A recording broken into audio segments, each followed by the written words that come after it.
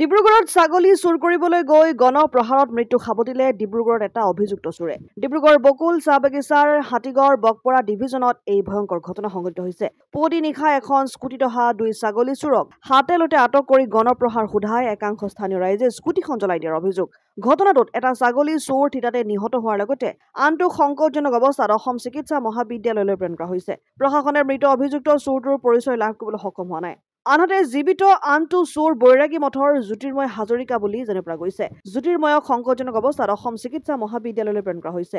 মুৰ্মূৰ্ষু অৱস্থাত ঘটনাস্থলীতে উদ্ধাৰ হোৱা চোৰটো আৰু মৃত চোৰটো দেহত আঘাতৰ বহু চিন স্পষ্ট হৈ আছে। বৰ্তমান ঘটনাস্থলীত ডিব্ৰুগড় জিলাৰ আয়ুক্ত বিক্ৰম গৈৰী, আৰক্ষী অধীক্ষক আৰ ৰেড্ডিৰ লগতে প্ৰশাসনৰ লোক উপস্থিত হৈ তদন্ত অব্যাহত ৰাখিছে। পৰিস্থিতিৰ সম্ভাৱ্য জটিলতাৰ প্ৰতি লক্ষ্য ৰাখি আৰক্ষীৰ লোক মোতায়েন কৰা হৈছে। এতিয়া গম পাইছে আমি কি দুজনক মানে এটেক কৰা হৈছে ছাগলী চোৰ হিচাপে মানে ছাছপেক্ট কৰি। তো এইটো আইনক হাতত লোৱা কথা আছিলে, এইটো কেতিয়া আমি নামানে। ডেফিনেটলি ষ্ট্ৰং একশ্যন পুলিচ ল'ব, যিমান ইনভলভ হৈছে। এইজনৰ মৃত্যু হৈছে আৰু এইজনক মানে এতিয়া হস্পিটেল পঠাইছোঁ। তেখেতৰ মানে ভাল পোৱা হৈছে, আমি খবৰ পাইছোঁ ছুপাৰিণ্টেণ্ডেণ্টৰ পৰা।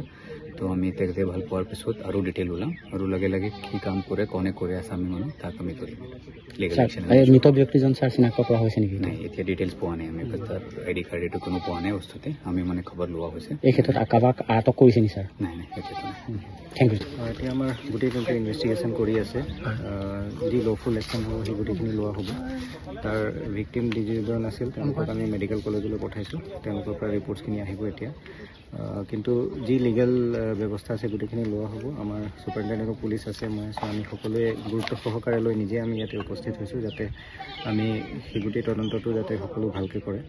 আৰু ইয়াৰ ওপৰত ডেফিনেটলি যি লিগেল একশ্যন আছে গোটেইখিনিক লোৱা হ'ব। অলপ সময় কি কোন ইনভলভ আছিল, কি আছিল, সেই গোটেইখিনি অলপ সময়লৈ পুলিচে উলিয়াই আছে। তেওঁলোকক আমি এজ পাৰ ল' একশ্যন লোৱা হ'ব।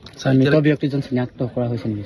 এতিয়ালৈকে তেওঁ ফেমিলি ডিটেইলছ বা সেইখিনি অহা নাই। এতিয়া যিজন ব্যক্তি এতিয়া ট্ৰিটমেণ্টত আছে তেখেতক আমি সুধিলে গোটেই ডিটেইলছখিনি গম পোৱা যাব। চ' তেখেতৰ যিহেতু এতিয়া অলপ কথা পাতিবলৈ ডক্টৰে অলপ চাই আছে। চ' তেখেতলোক অলপ পিছত আমি তেওঁলোকৰ লগত ইণ্টাৰেক্ট কৰিলে গম পাম। এৰেষ্ট কৰিছে নেকি?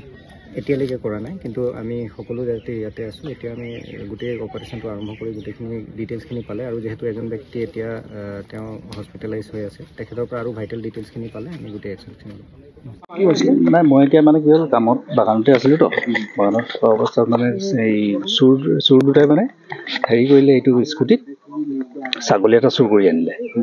আনি সেইফালৰ পৰা আহি আছিলে, তো মানুহখিনিয়ে দেখিলে। মানুহে দেখি এইফালৰ পৰা খেদি আহিলে। খেদি আহি আৰু বছ তাহাঁতক ধৰি মেলি তাতে আৰু মাৰপিট কৰিলে। মাৰপিটত এজন মৃত্যু হৈছে। চিনি নাপাওঁ তেখেতক। নামটো গম পাইছে? নামটো নাজানো কি নাম। সেই আমি শুনিছোঁ, কিন্তু মই আছিলোঁ দূৰত আছিলোঁ। এই বাগানৰ ভিতৰতে কাম হৈ আছিলে। মই ষ্টাফ হওঁ। ঘটনাটো কিমান সময়? ঘটনাটো 10:30মান হ'ব। লৈ গ'ল মেডিকেল লৈ গৈছে। ছাগলী এনেকৈ চুৰ হৈ থাকে নেকি? আগতে এবাৰ হৈছিলে, হয়। আগতে এবাৰ যিখন বাহনত আহিছিলে, বাহনখন এখন ইতিমধ্যে জ্বলাই দিয়া বুলি মই শুনিছোঁ, দেখিছোঁ। কিন্তু মই ওচৰত যোৱা নাছিলোঁ, পিছত গৈ দেখিলোঁ জ্বলাইছোঁ। কোন বাগান এইটো? এইটো বকপৰা। অসম আদিত্য, ডিব্ৰুগড়।